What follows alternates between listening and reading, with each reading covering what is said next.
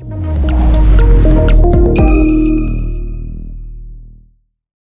Assalamualaikum. Masih bersama saya Hairunisa di sini.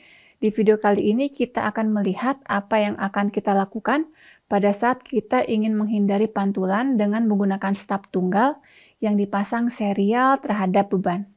Pada video kali ini kita akan melihat bagaimana cara menentukan titik-titik yang penting pada rangkaian penyesuaian impedansi dan juga bagaimana menempatkan titik-titik tersebut pada smith chart. Harap konsentrasi ya dan selamat menyaksikan video berikut ini. Nah, sekarang kalau kita berbicara mengenai rangkaian serial, besaran yang kita gunakan adalah besaran impedansi. Dan harus kita ingat pula bahwa nilai impedansi dari staf yang bebannya short ataupun open, bentuk dari impedansinya selalu imajiner, berarti dia selalu bersifat reaktif. Sekarang kita akan melihat konfigurasi rangkaian. Jika saluran transmisi hijau dengan impedansi karakteristik Z0 terhubung ke beban ZL, di mana kalau ZL tidak sama dengan Z0, pasti di perbatasan sini akan terjadi pantulan.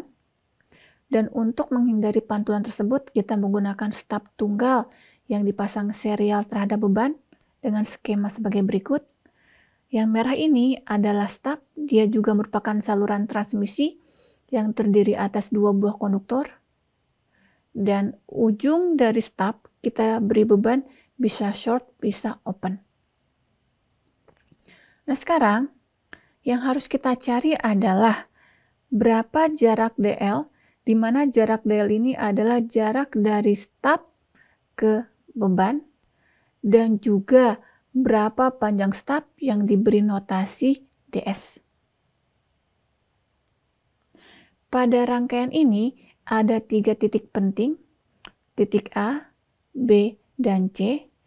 Dan karena kita selalu bergerak dari beban, maka titik C didefinisikan sebagai titik beban, titik B didefinisikan sebagai titik sebelum dipasang staf, dan titik C didefinisikan sebagai titik setelah dipasang staf. Sekarang kita lihat, ZOP di titik C berarti adalah beban, dan karena kita akan bekerja menggunakan smith chart, maka kita perlu melakukan normalisasi, di mana ZOP normalisasi di titik C sama dengan ZL dibagi Z0. Selanjutnya, dari titik C, kita akan berjalan ke titik B, di mana kita akan mencari ZOP normalisasi di titik B, di mana kalau kita lihat, pergerakan dari titik C ke B adalah pergerakan menuju ke sumber, di mana pada smith chart, pergerakan menuju ke sumber adalah putaran searah jarum jam. Berarti sekarang ZOP normalisasi di titik B sama dengan ZOP normalisasi di titik C yang diputar searah jarum jam sejauh DL. Masalahnya, kita tidak tahu berapa besarnya DL. Itu yang harus kita cari. Nah, sekarang kalau kita lihat posisinya di smith chart, misalkan kita memiliki titik ZC seperti yang tampak pada smith chart. Nah, sekarang posisi titik B adalah ZC yang diputar. Sehingga dengan kata lain, posisi dari ZOP normalisasi B harus terletak pada lingkaran yang berwarna merah ini. Dan kita tidak tahu ada di mana karena kita belum tahu berapa panjang dari DL. Dan sekarang kita kembali ke rangkaian. Sekarang kita lihat posisi dari titik A. Di sini dikatakan ZOP A harus sama dengan Z0.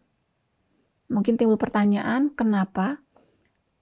Kalau kita lihat di sini, jika di titik A ZOP-nya harganya adalah Z0, berarti kalau kita lihat pada kondisi ini terjadi yang namanya matching impedance. Tidak akan terjadi pantulan. Berarti sekarang oke, Di titik A, Z-topinya harus sama dengan Z0. Dan di semi chart berarti posisi dari Z-topi normalisasi A adalah 1, di mana kalau kita lihat pada semi chart, posisinya ada di tengah-tengah sini. Di sini harga Z-topi sama dengan 1. Sekarang kita kembali lagi ke rangkaian. Selanjutnya, sekarang kita melihat titik B. Tadi telah saya katakan bahwa titik B terletak pada lingkaran yang berwarna merah, di mana lingkaran yang berwarna merah itu didapat dengan memutar posisi Z-topi normalisasi di titik C dengan menggunakan jangka. Nah, sekarang kita lihat dari hubungan antara titik B dan titik A. Sekali lagi, kita bergerak dari beban. Maka di sini kalimat matematisnya adalah tadinya adalah Z-topi normalisasi B. Setelah dipasang stop, harga Z-topinya berubah menjadi Z-topi normalisasi A. Sehingga kalimat matematiknya adalah seperti yang tampak pada slide. Dengan kata lain, nilai dari Z-topi normalisasi di titik B sama dengan 1 dikurangi Z-topi normalisasi dari stop. Nah, sekarang yang harus kita ingat adalah stop adalah saluran transmisi yang diberi beban open atau short. Dengan kata lain, berapapun panjangnya, harga Z-topi di sepanjang saluran transmisi ini selalu imajiner. Sehingga sekarang Z-topi normalisasi stop bisa saya ganti dengan minus atau plus JXN normalisasi stop. Dari keterangan ini artinya nilai real dari Z-topi normalisasi B, nilai realnya adalah 1. Sedangkan nilai imajinernya bebas. Tapi yang pasti nilai realnya adalah 1. Dan ini menandakan Z-topi normalisasi di titik B ada di posisi matching circle. Sekarang timbul pertanyaan, apa itu matching circle?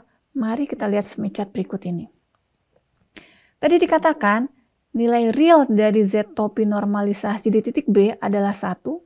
Sehingga sekarang kalau saya punya titik Z-topi normalisasi di sini, apakah benar? Tidak, karena nilai real dari titik ini bukan 1. Sekarang kalau kita lihat, kalau saya punya titik di sini, apakah ini adalah nilai Z-topi normalisasi yang benar? Bukan juga, karena di titik ini harga realnya adalah bukan 1. Nah, sekarang pertanyaannya, kalau di titik yang tampak di slide, apakah ini adalah nilai Z-topi normalisasi dengan nilai realnya sama dengan 1? Kalau kita lihat, ternyata nilai realnya adalah 1, berarti kita bisa memiliki Z-topi normalisasi di titik yang berwarna biru ini. Juga di titik yang sini, karena di titik ini nilai real dari Z-topi normalisasi adalah 1. Juga di titik ini.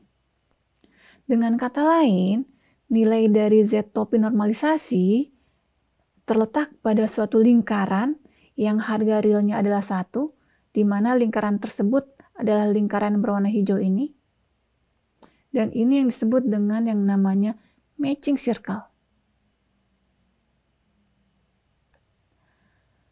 Nah, sekarang kita akan menentukan posisi dari Z-topi normalisasi B.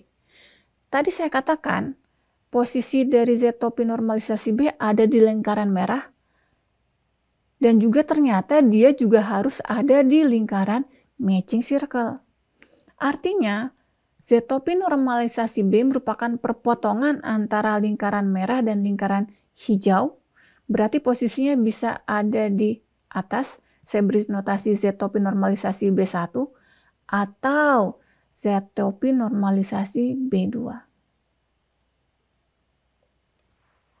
Dari video tadi, kita telah menentukan titik-titik penting pada rangkaian yang terlibat, di mana ada 3 buah titik, yaitu titik beban, titik sebelum dipasang stop, dan titik sesudah dipasang stap. Namun demikian, pekerjaan ini belum selesai karena pada dasarnya yang kita cari adalah berapa panjang stap dan juga berapa jarak dari stap ke beban. Dan jawaban itu bisa dilihat di video berikutnya. Oke, terima kasih atas perhatiannya. Jangan lupa untuk like and subscribe. Assalamualaikum warahmatullahi wabarakatuh.